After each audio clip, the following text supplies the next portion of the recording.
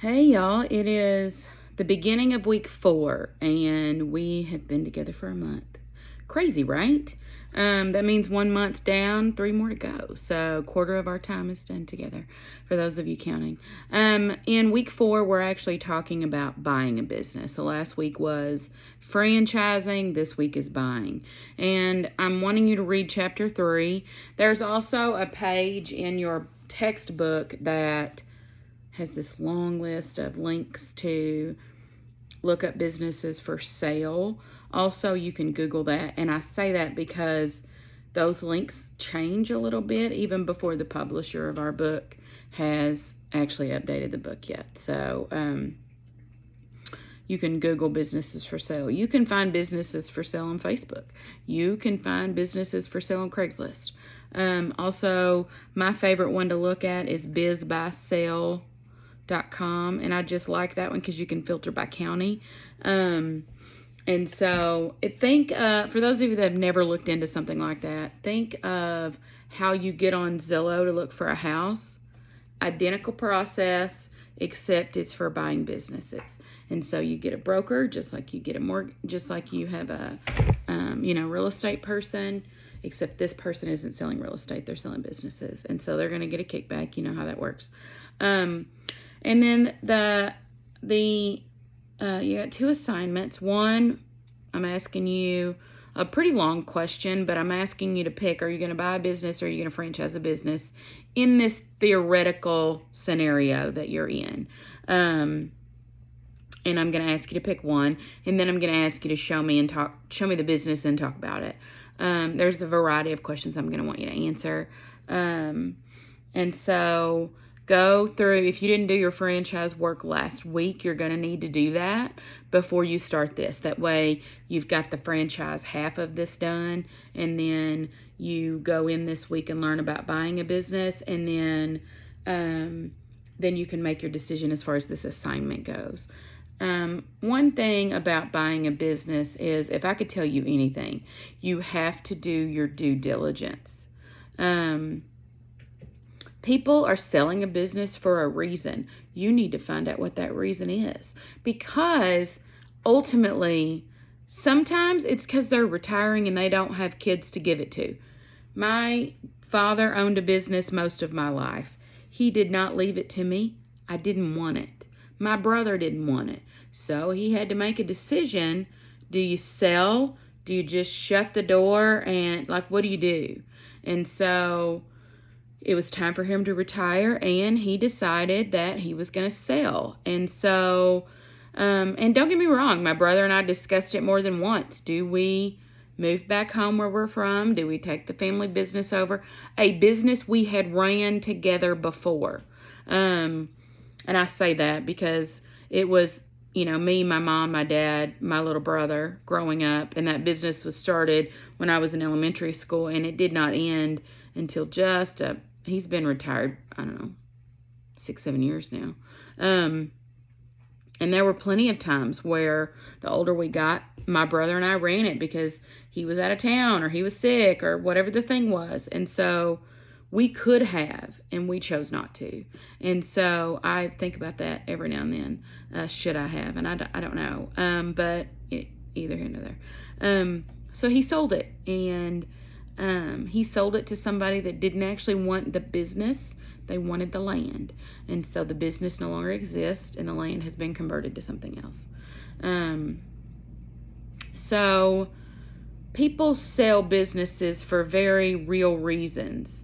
One of which is maybe they're retiring and they don't have anybody to leave it to. But the other side of that is maybe they're trying to get out from underneath it as quickly as possible because it's losing money.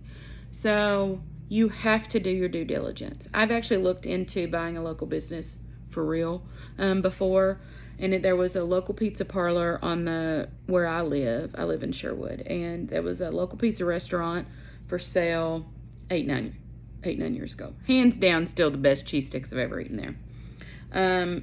But I went and visited on purpose, for the purpose of I'm watching the business rather than I'm going in as a consumer just to eat. They had a lot of takeout business, and this was way pre-COVID. So lots of takeout business, almost no sit-in business. They had the manager there, and they had 2 employees. I was not going to give up my teaching job. I wanted to be able to hire somebody to run it. And obviously I wanted to go in part-time. I just could not run it full-time and keep my teaching job. And so I did that 3 or 4 times before deciding to walk away. But in all of that, I actually ordered, you're allowed to, when you go through a site like Biz Buy Sell, you're allowed to order past tax returns and all their financial statements. You have to sign a confidentiality agreement to where you won't tell them what their name is. You won't say anything about to the general public about it being for sale. Most businesses that are for sale is in secret because you don't want your consumers to stop coming thinking you're just going to close up shop. Well, better not go there anymore. They're going to close tomorrow anyway.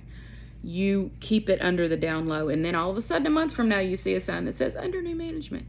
And there's purpose in that. So I had to sign a confidentiality agreement. I got 2 years of tax returns. I got 2 years of financial statements. I got all of their salary information, how much everybody made. I got to see all the revenue. I got to see how much all of their inventory cost and their rent. I saw all of that. So let me say this. If you're going to go into the world of buying a business, you know your money. You need to know the accounting of all of that. If I hand you a balance sheet, you need to understand what those numbers mean. Because just because it's positive numbers doesn't mean it's making money. And so keep that in mind. If you're ever truly going to buy a business and accounting is not your thing, you hire an accountant to go over these documents with you. Even if you have to pay them for an hour of their time, you hire them to do that. So I went through all of their financial statements. I went in 3 or 4 times, kind of looking around without them knowing. I was going in there and ordering pizza and sitting and eating and stuff like that. I wonder if I could have turned that business around, because the people that loved it really loved it. And the people that had never been there, it was because it just didn't look great. And I say great as in it wasn't inviting. That's probably more than anything. And the manager, I had noticed, instead of using the office that was in the back corner that said manager on the door, he took over a corner table, one of those round top tables in the back corner. Think normal pizza parlor, the back corner. It had a computer on it and all of his paperwork everywhere. It just did not look inviting. So I think they could have chose to do things other ways to make more money, but at the end of the day, I decided not to do it. It was profitable. It was not profitable enough in that moment for me to be able to hire someone full-time to run it and me work part-time for free. What it needed was me working full-time for free and hiring a part-time person. And like I said, I didn't want to step down from my teaching job. So buying a business, your due diligence, you need to know accounting, you need to know finance. If you don't understand what a balance sheet, income statement, statement of cash flows is, if you don't know what those mean, make sure you start paying attention in your accounting classes, because you need 2 accounting classes to graduate anyway. There is purpose in that, because you need to know what those dollars and cents mean on each one of those papers. And so, for the assignment, make sure that you're reading it well, reading the directions, and then I actually posted another video of me going over a few websites on how you can look some stuff up. So go watch that video before you start this assignment. Also, you've got a quiz to take. It's a normal weekly quiz. 10 questions, I think, maybe 20. It's not long. And so I think you're going to do great. This exercise this week is not meant to be difficult. It's meant to ask you questions that maybe you've never asked yourself before. And let's say that you want to open a hair salon, and the only thing you've ever wanted to do is open a hair salon. I'm challenging you to kind of think outside the box and see what else is out there. The first part of our class in this Intro to Entrepreneurship class really kind of digs into different types of business opportunities that exist that maybe we have never thought about before. And that includes franchising a business, which was what was gone over last week in chapter 2, and then this week in buying an existing business. And so read your chapter. There's PowerPoint slides out there if you need them. You're welcome to print them off and review, do whatever you need to. Watch the other short video that I created about the buy or franchise assignment itself.